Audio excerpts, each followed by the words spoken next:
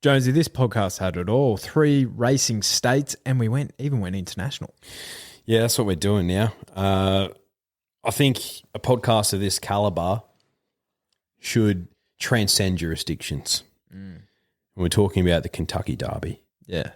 And just how much of a phenomenal occasion it is. And the turnover. My God. The turnover is phenomenal, but it also, I think it shone a little light on the turnover that we have on our greatest race here in Australia. But more on that during the podcast. Yeah, I would have thought so. And if you're going to turn some over this weekend, where would you do something like that? I think you're going to turn some over with Team Orange, and that's the good people at Ned's. Look, the Winter Carnival's heating up. We're on the back end of the Adelaide Carnival. Thank God, some would say. So open up your Ned's app and gamble responsibly in there. Check us out on our profiles. You can follow us in on a few bets if you like. But if you don't want to, that's fine too. But I'll tell you what, everything you could possibly do on the Ned's app is what you want to do. Get weird and exotic for us, drifters. Absolutely. And tell you what, some of the drifters are following in what we've posted or what I've posted.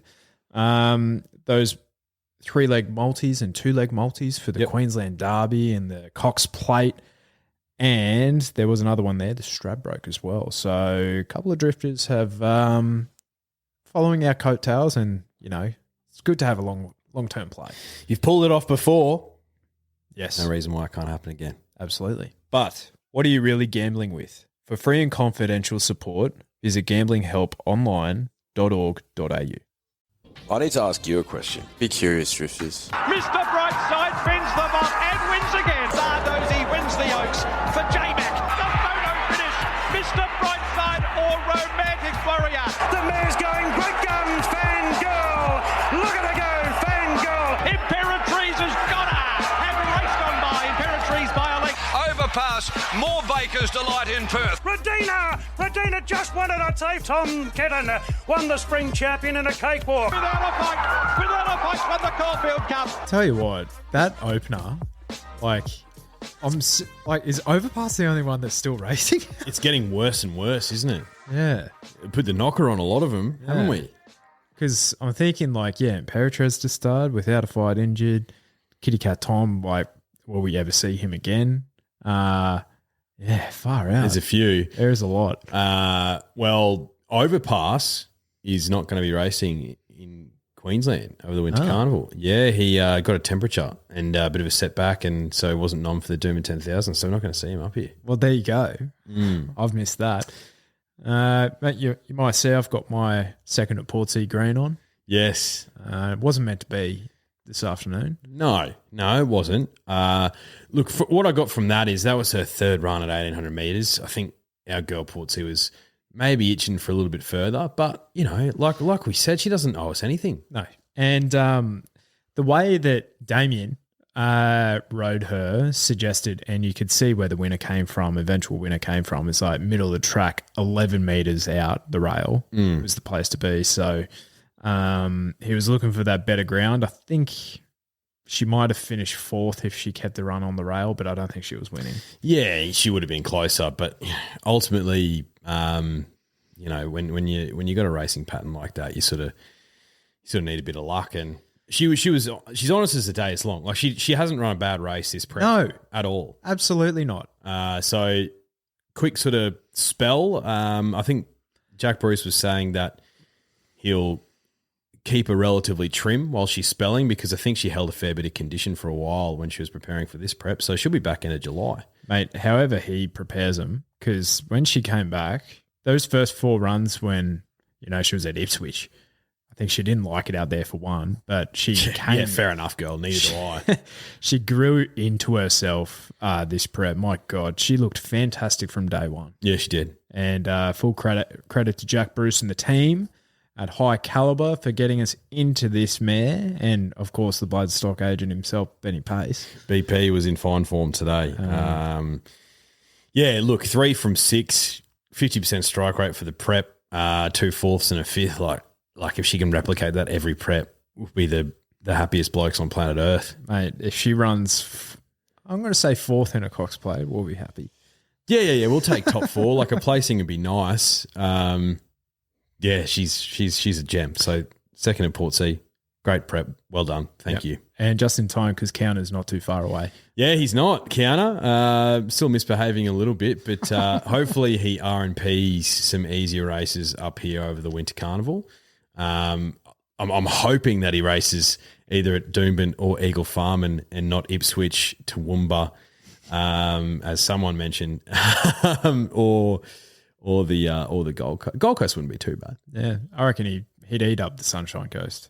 I want to see him on a big track. Eat it up. Yeah, I'd love to see him on a big track. Now, that's a very fascinating hat you have on. Yeah, if you watch it on YouTube Drifters, and if you can make it out, I don't know if it's legible from your small tiny inch TV that you're probably watching us on. But this is a Kentucky Derby hat.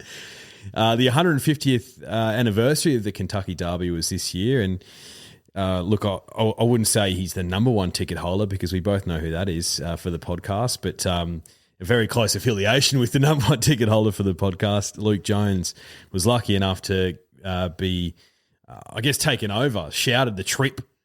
Some would say, first class, just like Jack Harlow, glamorous. He was able to go to the Kentucky Derby at Churchill Downs. He works for Brown Foreman and they own Jack Daniels. So I'm sure there's some sort of link between Jack Daniels and Tennessee and Kentucky and all that. I'd assume so, but should we get him on and let's get him on. Let's give him a call. I'm sure he's chomping at the bit. Yeah, much like some of the horses in the Kentucky Derby. Bit of controversy. There was some controversy. Jonesy. Luke Jones, how you going?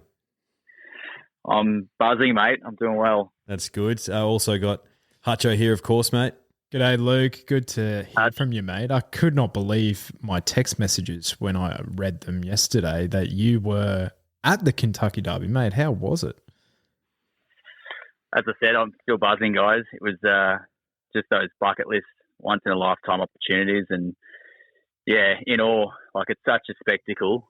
The amount of people there, the money that's bet on the day. And, yeah, it's something that I reckon all your listeners would love to attend and you guys as well.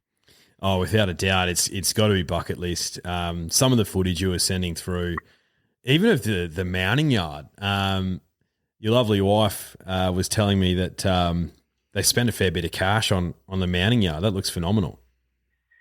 Yeah, so word on the street is they dropped $200 million US on the mounting yard over the off season, and it's special. Like you get the access, you get the whole setup. It's just next level. And we think about like Melbourne Cup, and you go like that is just an amazing day. Yeah, 80 odd thousand people, but here 160,000. Yeah, it's something that I said I'm still pinching myself about. Mm. So talk to us about, I guess, you've been to some big race meets in Australia, to some of our better tracks like Randwick and Flemington, of course. Like, how's the vibe different, say, between a Melbourne Cup and the day compared to the Kentucky Derby? I reckon what it is for me was just the true punters that are there. Like, you go to Melbourne Cup and there's a heap of punters there, but there's a whole bunch of people just there to get on the lash and have as many Zupa Dupas as they can. But this one just felt like they're actually true punters. They're true fans of the history of the race. And I think it's a pride thing for them too. Like, they just love it. They get dressed up. They definitely have a punt. And I think the packages, like, that's what I couldn't go, is just what you get for your money over there, and then the scale of what people spend to go as well. America's on another level. Yeah, it's just like everything they do, right? And so you were brushing shoulders with a big NFL player, weren't you? Who's dating probably the most famous person in the world. I did have a wow moment when big Travis Kelce just walked past me with his security guards, and it started with some screaming. I was like, "What's going on over there?" And then turn around and there's the Man Mountain just rolling past with his 6 coppers, and there was no eye contact, but I tell everyone else that there was definitely eye contact and little wings and stuff. Yeah, we shared a couple of beers and had a couple of bets. Speaking of betting, So I think you were saying that you picked the winner of the Oaks because the Oaks is a couple of days earlier. That's not a bad effort. Yeah, I did all right. So because I had the double, so Brian Hernandez is a jockey that won both. Right. I read up a bit about him, and he seemed like he had a bit of an opportunity to win, especially because it was so heavy. Like it was raining all day on the Oaks Day, so it was a real heavy track in the dirt. Yep. And so I went on Torpedo Anna, and it just like buzzer to buzzer. Just had a great run, and then I didn't load up on him for the next day because I just thought, oh no chance he's going to the double. Should have, but I definitely had a good day both days. I picked second and third in the Derby. Yep. Jeez, just picking winners left, right, and centre. You're on a bit of a tear recently, mate. I have, yeah. Well, I did pick up the wife something nice on the way home, so that's all the winnings have gone into that. But yeah, had a pretty good run, and even had some random people travelling with us just yelling out to me like, who are we tipping on next and stuff. So felt like I was on a heater. Had a little win on the pineapple blender after that as well. So it's been a good couple of weeks for me. The pineapple blender. I haven't heard that one. Yeah, it's a good one, isn't it? Yeah, I've got to move on from the Ricky's laptop, guys. We've got to start with a new one.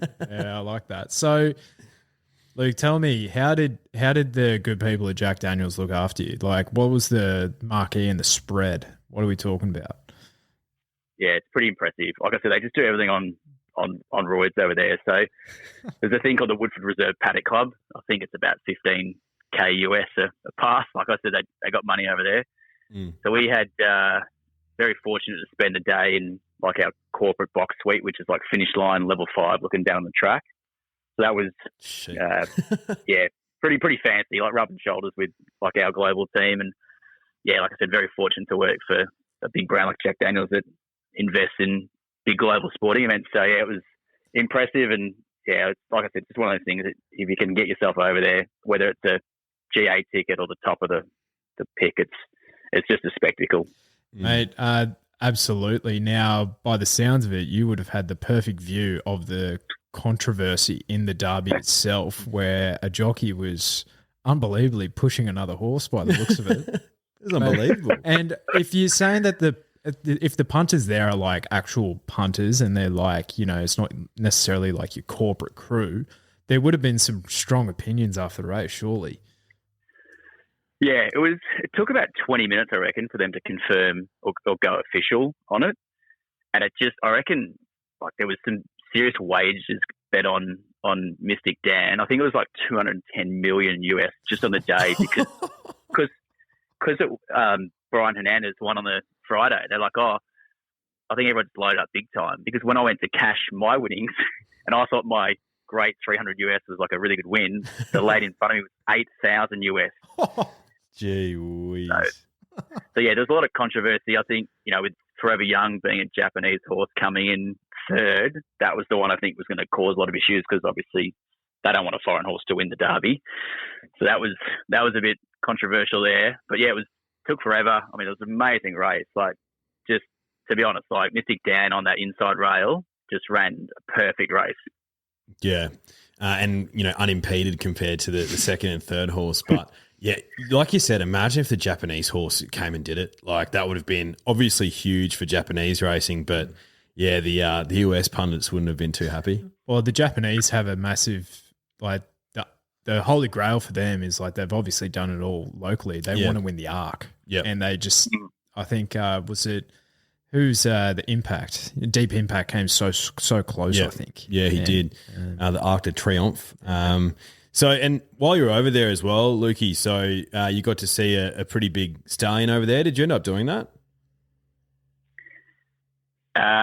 It got pulled on me the last minute. Oh, did it? Yeah, it got pulled on me the last minute, guys. Yeah, it was. It was just timing with the work stuff. So that would have been a really good one to talk to you guys about. But unfortunately, I can't make that up on this podcast. No, we wouldn't encourage you to do anything like that on this podcast. We're purely speaking facts on this podcast, mate.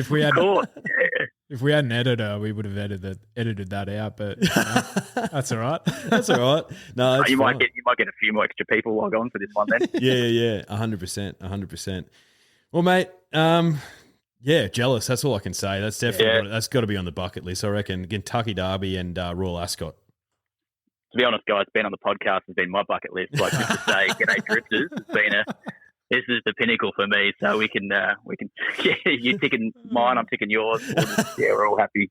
Oh, mate. How good. Tell you what, you have life membership, that's for sure, on the Drift podcast. That's for damn sure. Look, I was saying as well before you jumped on, Lukey, that you might not be number one ticket holder, but you're very close to it. Oh, geez, there's a tussle. Like you're fighting for that number one ticket holder status right now. I'm telling you that much for free. I've got plenty of stories to talk to you boys about offline over a few sherbets or something. We'll have some fun and I'll fill you in the blanks, all right? That sounds like a plan, mate. Thanks so much for jumping on. Thanks, mate. No worries, guys. Thanks for everything, all right? Cheers. See you, Lukey. Bye. What did he say? 210, 240? 210 million US. Wow. Mate. That's like, I wonder if we'd get close to that in our biggest races. Like, I'm just thinking of it from a population standpoint, right? That's what, 60 cents per person in the US. Oh, the Melbourne Cup must have some pretty significant turnover. We could look at that right now, couldn't we? Yeah, maybe. Melbourne Cup average turnover. It's around $100 million. Oh, see, Melbourne Cup turnover, the figure on my screen is 776 million. Oh, really? So, I don't know. That was 2022 maybe. Maybe that was the entire, that was the carnival. That's the carnival. All yeah, right. so the Melbourne Cup itself is around 100 million. Yeah. Okay, we're a nation of punters, aren't we? $5 per person. Mate, we really have a $4. crack. Wow. We really have a crack, don't we? So that puts things into perspective. 60 cents here or there for the population of the US. About 350 in the US, isn't there? Yeah. We're $4 each. Wow. Unbelievable. You can't punt everywhere in the States, but still, like, yeah, that's a fair point. That is a fair point. But still, I think if you're the purist, you'll find a way. Yeah. Oh, yeah, without a doubt. Yeah, but it isn't. Yeah, that's a good point. It's not as like freely regulated as it is here. Mm. Wow. But it was good to have him on. It just makes me want to go. Yeah. Like it would be an absolutely phenomenal day.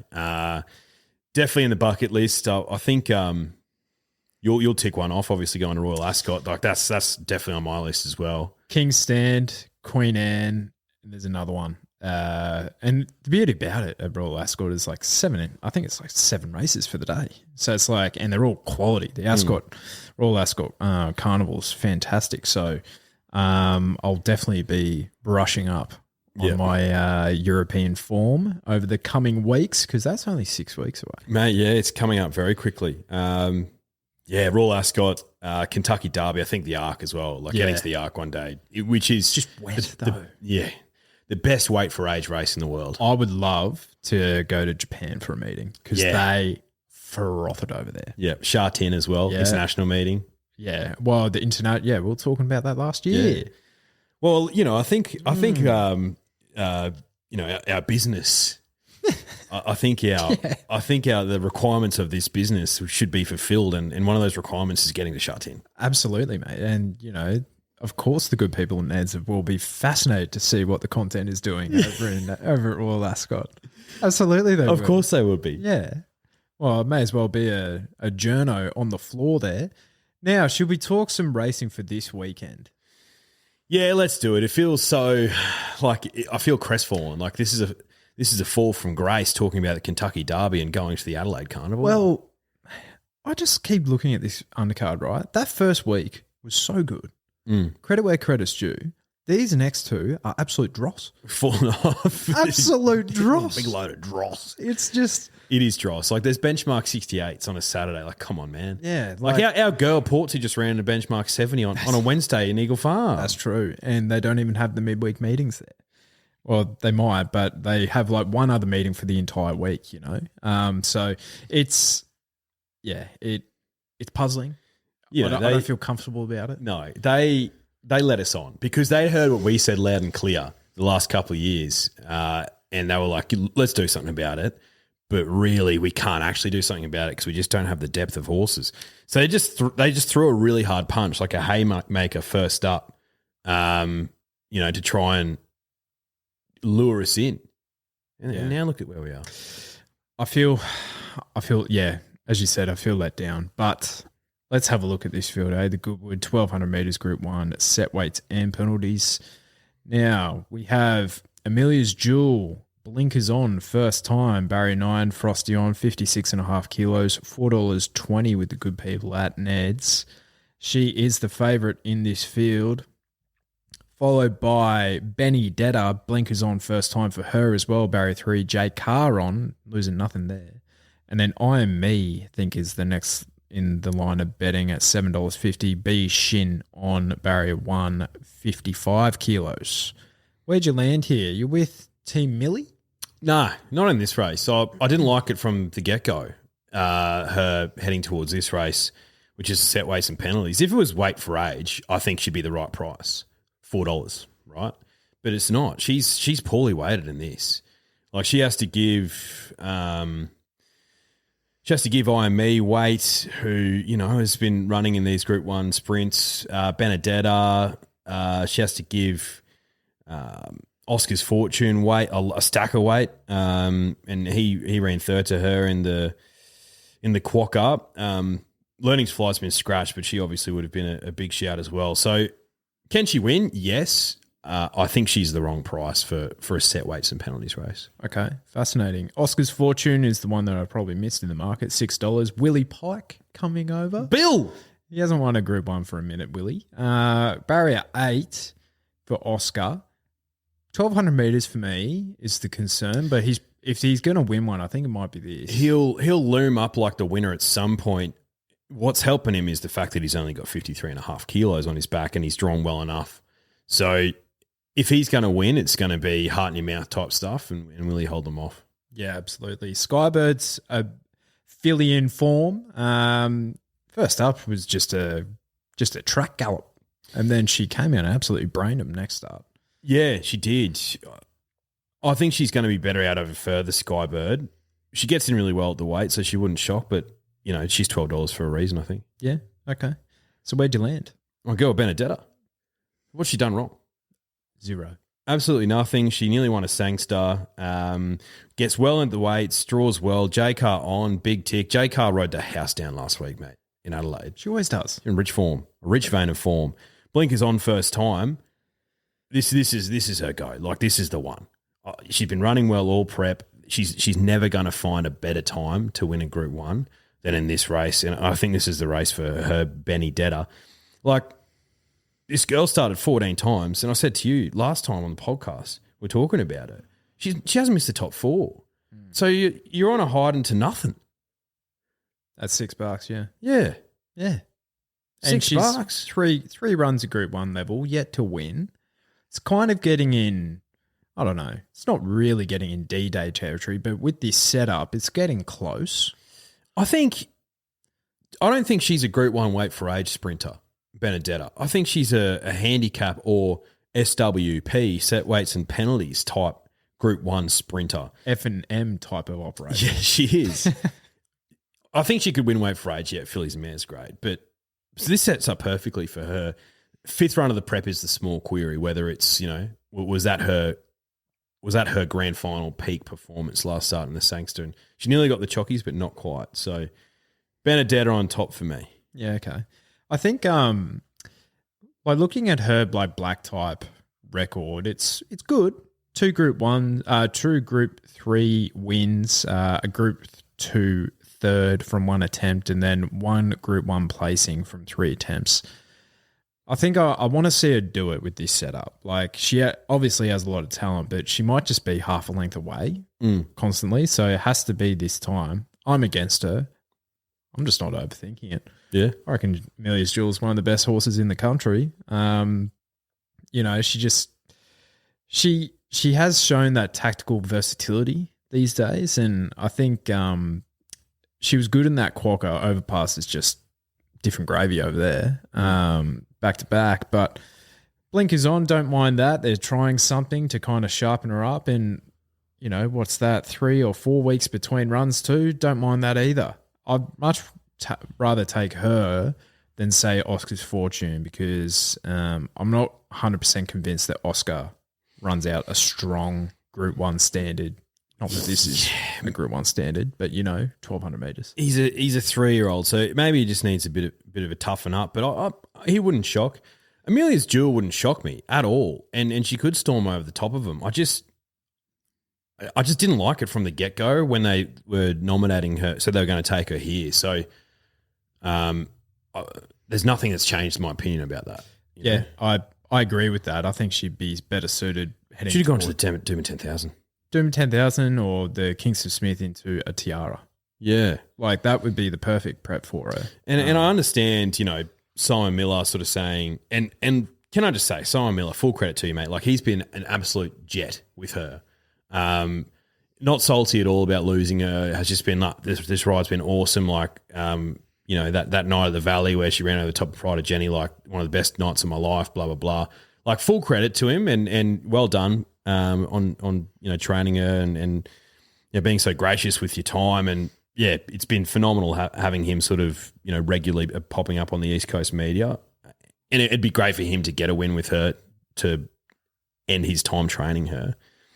If I'm Peter Walsh and I'm the owner, she's had 2 runs this prep. This is going to be a third. I'd be like, okay, don't worry about the spring carnival. Who knows what's going to happen between now and then? Like, is she going to come back as well? Is she going to be a healthy, happy horse? Like, strike while the iron's hot. Take her up to Brisbane. Run her in this. Run her in a Kingston Smith, maybe. Run her in a Stradbroke. Run her in a Tiara, because it'll be easy pickings as well. And they're not cheap races. Mate, the writing's on the wall last couple of years with Alligator Blood and Think About It winning the Stradbroke. Yeah. Like, that form holds up for the spring. So you don't even need to pull up stumps for the spring. Like, this is, you're right, this is the wrong race. Yeah. And I think, mate, you look at the crowd there at Adelaide, right? They're all rugged up. It's so cold there. You come up to Brisbane, the sun's good, and the horses thrive from it. And they do. And, it kind of like ticks them over a little bit quicker. Not that I know anything about any of that, but like, the writing's on the wall. The Queensland Carnival's the best form reference each year. So of the big carnivals. So, yeah, I would agree with that. So what's your top 4? So Benedetta on top for me. Amelia's Jewel still, running into second for me. I think IME's well in at the weights as well. And I think Skybird, because she's a filly on the rise, she'll be flashing home for a top 4 spot. Like, I've risked a couple there. But 4 fillies. Yeah. Yeah, I like it. Fillies, right. Man. They got the boys' measure at the moment. AJ on top. I have Skybird into second. I think she is definitely a filly on the rise, as you said. IME for third. Benedetta in for 4th. Benedetta. So, what you need, keen to see what he does. And if Arkansas Kid wins, I might have to resign. Yeah. Now, there is some racing in Gosford and at the Sunshine Coast, but huge caveat.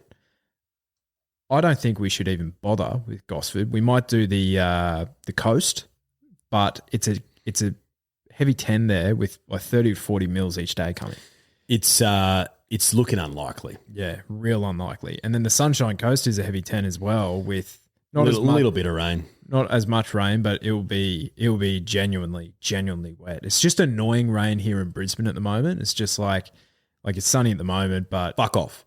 But then we'll get like 5 mil overnight, and it's like, okay. So it's just constantly wet. Can't mow my lawn. It's annoying. So let's roll through this Sunshine Coast program.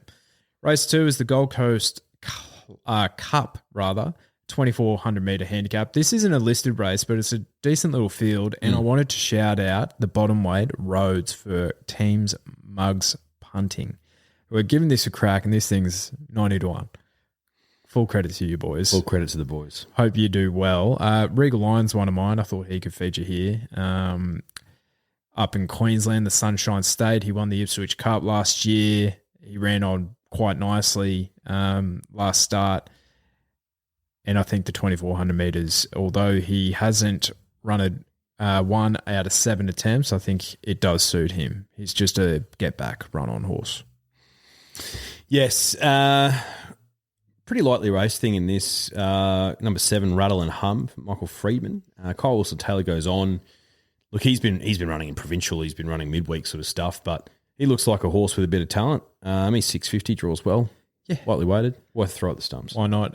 Now, the Silk Stocking, 1,400 metres, listed for fillies and mares, is race 3 on your program.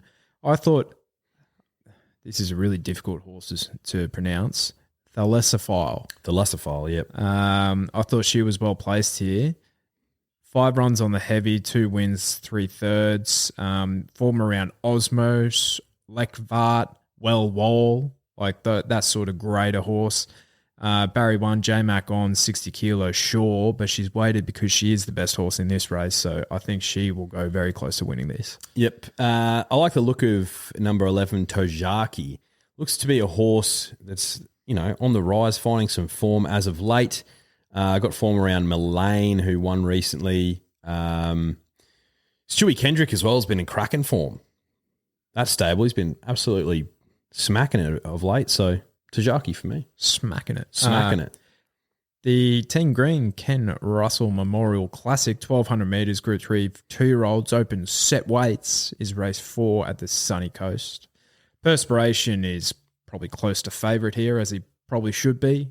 Mark Zara on. 450, clear bet for me.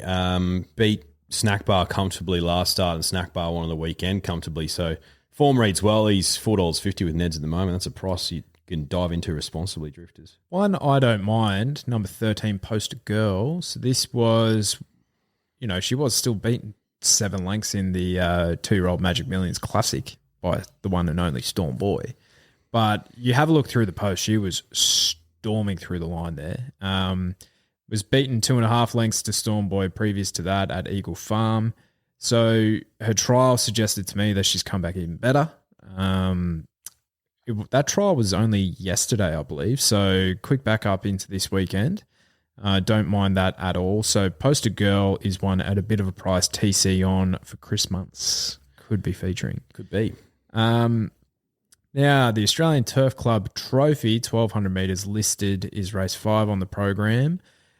What do you do with old Yellow Brick? You watch him go round. Have to. You can't back him in this, and not because he's a bad horse, at all. Look at his record: 12 starts, 6 wins, 4 seconds, and a third. But draws the car park. Not terribly well weighted in this at all. So you just got to. You just got to watch him go around, I think. Because I'm like, what the hell is Opie doing here? I understand now. He's on that Molly Bloom in the Gold Coast bracelet. Yes. So that makes a lot of sense. So you lose nothing with Opie on, but a few here that you can make a case for. Natuna got way too far back. Way too far back. Loves the heavy as well, so he could be featuring. Mullane was, as you mentioned him just before, he's appreciating the Sunshine State as well. But yeah, it's a tough little race, this one. Yeah, I think, Mullane's probably going to be the one for me in the race. Yellow Brick, fascinating. I don't know. If he comes out in Brangton, fantastic. Great to see, because that's a Stradbroke horse through and through, but you've got to see it. Well, Redina beat him in Queensland on Stradbroke Day, I reckon. Yep. And Yellow Brick was claimed to be the good thing of the day. Not by yours truly, who was on Redina.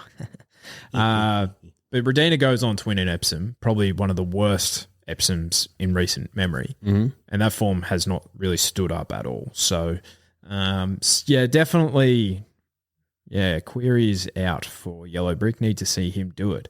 Now, the Gold Coast Guineas is a cracker. 1,200 metres, Group 3 for the 3-year-olds, set weights. My guy Corniche is back. 1,100, Barry 11, J-Mac on 57 kilos. He's only had the one run on the soft, and that was a soft 5, but he did beat Shinzo before the Golden Slipper in that contest. So he's probably the one for me, but the other one who I think is constantly underrated is Bounding. I think she is, yeah. She's the one out of that Tiger Shark race where Skirt the Law ran like a busted. She's the one who you're taken out of the race because 1,000 metres is not her jam. She's only missed the placings twice in her career, Bounding, and I think it was the fifth last start over 1,000 metres, and there was a fourth earlier on over 1,000 metres. So she's a 1,400 metre horse, but I saw enough there to back her here. She's talented, abounding, but I admit Corniche, like he's a cracking bet as well, I think, and you can probably back both if you're one of those 2-bet Terry types. Yeah. And Selly was the other one, Opie Boston on as well. It was a smart winner last start, but happy to be with Abounding. Yeah, keen to see how Steffi Magnetica goes here as well. We saw Björn? Yeah. They pulled up stumps after the flight? When Tropical Squall just, lobbed in there. She ran second there. Tropical Squall? And she was about $80 into about 15s that day. Yeah, that's right. One of the great goes, and they nearly pulled it off. So, we're talking like King Colorado territory, but they, alas, didn't get the chocks. But yeah, race I'm probably more keen to watch than bet into at this stage. But yeah, Bounding in Corniche, that might be a nice little quinella. Now, the Hollandale, 1,800 metres Group 2, Wape for Rage. No Zaki in this field is disappointing. Yeah, he had a mortgage on it, didn't he, last few years? But Annabelle Neesham has a few runners here. She has Numerian, who went over to WA and RMP'd over there. She has Mighty Ulysses, who was a nice last start winner from doing nothing, I think, in the Doncaster perhaps. And then Naval College is a stayer, up-and-coming stayer as well. So, and then she's got Jimi Hendrix. She's got Jimi Hendrix too. So does Annabelle just go around again? Mate, I think she does. I think she does. I'm not sure if it's going to be either Mighty Ulysses or Jimi Hendrix, but I think they're both a ridiculous price. Like Mighty Ulysses in particular, did absolutely nothing in the George Ryder, like you said. But 5 weeks between runs, came up here and pulled down Jimmy Starr's pants and gave him a little smack bottom. Sometimes those Europeans, to be honest, like we always say this, like Europeans, sometimes they take a while to get going. Sometimes we say the Europeans can just go straight away. So really, I don't know. But from what we saw in that last start, and I've gone back and looked at his form overseas, like that's the horse he is based on last start. And based on that, he should be putting these away, I think. Yep. Huerta could definitely win. But I don't want to dive into him at $3.70. I'd rather take a more lightly race horse like Mighty Ulysses, based on his potential at $8. And I'd be fascinated to see what the Doomben Cup market's doing with him. Yeah, agreed. And Richo of Channel 7 Racing.com fame, he likes to back them straight off the boat. Yep. Off the plane. He says he basically thinks that their second run, they can be a bit vulnerable, but he was 5 weeks between runs there, acclimatizing a bit more. And you never know, the softish ground might have helped him as well at Eagle Farm. So who knows? The heavy 10 as well might be the best thing for Mighty Ulysses. He's the one I found as well. Fascinated to see how Kovalika goes. Really, really fascinating. Nash on. Love to see that. I saw an article this week and basically talking about, I think some of the connections being disappointed with him. Oh, yeah, you're a bit disappointed with him. What do you mean? Like, yeah. You're not set up for success, mate. Since the Queensland Derby, it's like, huh? It can, all right, so it can turn around real quick, right? Yeah. But surely the writing was on the wall in the spring. So the perfect example for this is Ugocha. Trained as a sprinter, didn't work out. They tipped her out after 2 runs maybe. 2 or 3, yeah. And then gave her a long let off. She, she got tipped out early spring, came back as a 2-time Group 1 winning mare in the autumn this prep. Like undefeated. He wouldn't have been undefeated, Kovalika, because he needs to get into him, but you could have targeted. You could have targeted Tancred. You could have gone to a Metropolitan. You could even bring him up here for a Doomben Cup, which they're doing, but it's not the original plan. Since his win in the Queensland Derby, he's gone 1,300 metres, 1,600 metres in the Epsom, which if that was a more truly run race, he would have won. 1,600 metres, King Charles. 1,500 metres, Golden Eagle, ran last, so a bit of an excuse there. Resumes 1,300 metres, 1,500 metres, 1,600 metres, finally gets to 2,000 metres in a Queen Elizabeth where he was given absolutely no chance to win. You know, might as well just been a standalone race with Pirate Jenny. Like, what do you mean you're disappointed? The bloke's run at 1,300 metres twice. He's gotten to the mile, 3 times? And bro's not doing his best work till he gets to 2,000 metres. What do you mean you're disappointed? It doesn't make any sense to me. No. The Ocean Parks, they're middle distance horses, aren't they? Ocean Park brained him in a Cox Plate. Yeah. So That's a 2,000 metre horse. What are you expecting? It just doesn't make any sense to me at all. And it's a real shame because, you know, lucky he's a gelding because we'll see him for another few years. And I would not be surprised if he wins a big Group 1 weight for age over 2,000 metres, this horse, honestly. You know, but in the next 12 months. But In the next 3 weeks, you know? he could win the Doom. Like, he 100% can win the Doom Cup. Yeah, absolutely he can. But I can't have him here. No, you need to see it. I can't have him At here. $4. Like, yeah, what's he done last 12 months, right? Last 12 months, he's had 10, this sums it up, 10 runs for 1 win, that was the Queensland Derby, 1 second and a third. So the second would have been what, the Epsom, or the third was? Yep, the second in the Epsom, yeah. And then, you know, he's placed third in another time. So it would have been the Doom Cup. Yeah. So that's the last 3 times that we've seen Kovalika, you know, in the top 3. Need to see him do it, though. Who you Mal? Shout out to Sneesby Racing. First up here, obviously targeting some of the features in Queensland. Draws well, so hope to see him run well. Yeah, well said. Gold Coast Bracelet, 1,800 metres listed for the 3-year-old fillies. Molly Bloom, Group 1 winner over the mile in New Zealand. She looks clearly the horse to beat here. Love to see an Ace-I filly going around. Love to see that. Really love to see it. Now, I don't think he handled the wet, did he? Not at all. But looks like she can get through it. So maybe the dam side's a bit got more of a wet track formula there. Maybe. I think she's the one to beat here, yeah. Heading towards an Oaks, you would imagine. The other one that I thought finished off really nicely last start, but she's the second emergency here, is number 18, Firestorm, in the Waikato Girl race. J-Mac on, draws gate 1, so I think Chris Waller's probably got a couple in this race he'll scratch for her, you'd imagine. You'd say so. Peer Pressure was another one from that race, but Barrier 20 doesn't help her chances, but she's $27. You know who won this race last year? You backed it, didn't you? The Renaissance Woman. I was going to say Revolutionary Miss, but nah.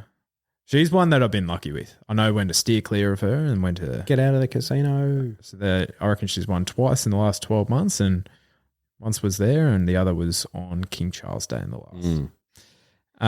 I think that's all she wrote at the Sunshine Coast. But talking to coast, let's go to the coast, because I do have a bet here if this meeting goes ahead, which thoughts and prayers to the people of Gosford, because it is absolutely pissing down. 1,600 metres, class 3 for the 4-year-olds. Hollywood Hero.